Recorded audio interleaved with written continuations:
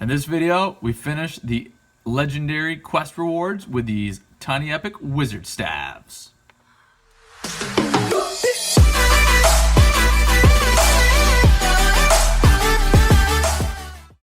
Here's where we are at with legendary items. If you want to see these videos, they're linked in the cards in the upper right hand corner.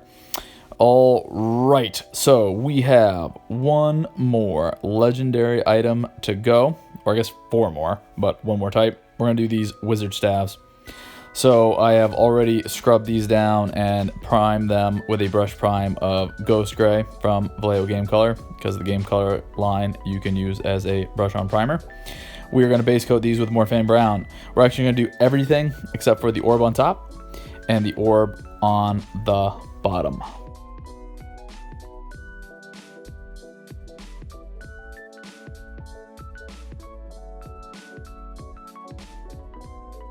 The metal bits on the top, I'm actually going to do gold, but the paint I have does best when there is a warm brownish undercoat.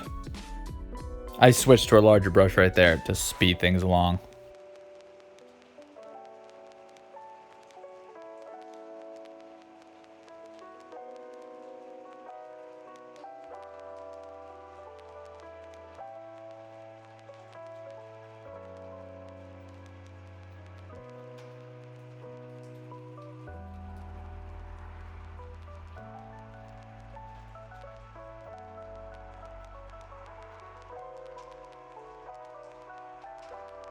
I'm going to do a second coat of the Morphine Brown just on the wooden portion of the staff, because we're going to do gold on the other bits in a minute.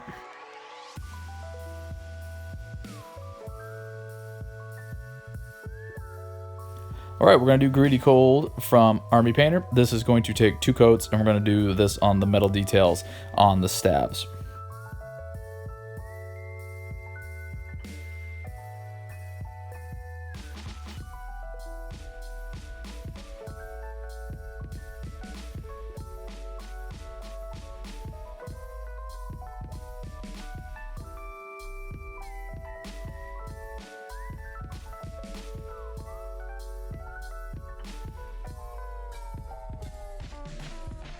We're going to use this flush wash, and we're going to paint this all over all of the gold details to get into the recesses, both on the engraving on the front and the kind of bit that's a part of the staff that has a little swirly thing on. I don't even know what it's called.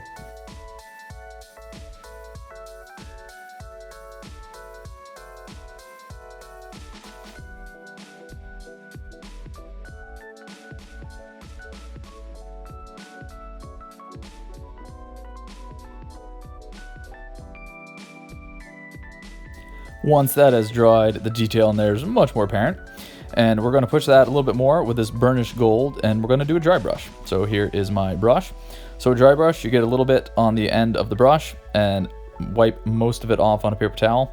And now when I flick this across this detail here, the raised detail is going to pick out, and it is going to be a lighter color, and it is going to add more contrast to what I have going on there. So you can see. And we're going to go ahead and do this on all 4 of them. One loading of the brush with the paint is sufficient because we're doing such a small area here. I'm going to pull out the Ghost Gray again, and we're going to do a reapplication of this color over the metal areas that we want to be colored areas. So I'm going to try to get the little triangle in the etching.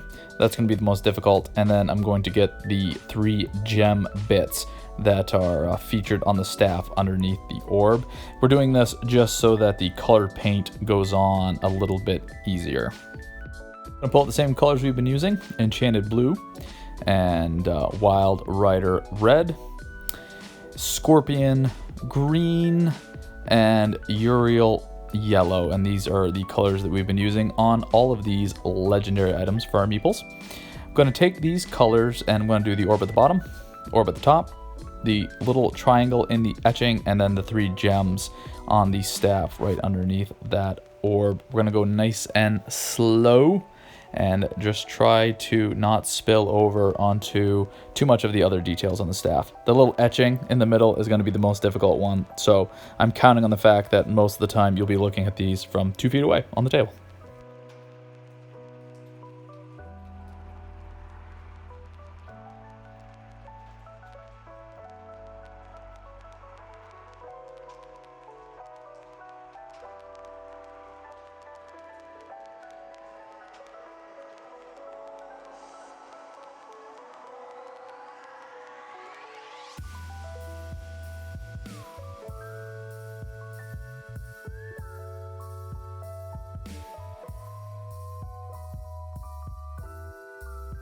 Here's what the salves look like after I've done that on all 4. So we're going to take one more step, do a tad bit of highlighting. Here's the same highlight colors we used in the last video. Hideous Blue, Fire Dragon Bright, Putrid Green, and White. And we're going to do just a single dot on the top of the orb like the light was glinting off. And we're going to do that on every single one of these meeples. Well, that is how I hobbied today. If you would let me know how you hobbied today down in the comments, I would love to check it out. Come back next week, and we're going to start working on the quest reward items. Have a good one.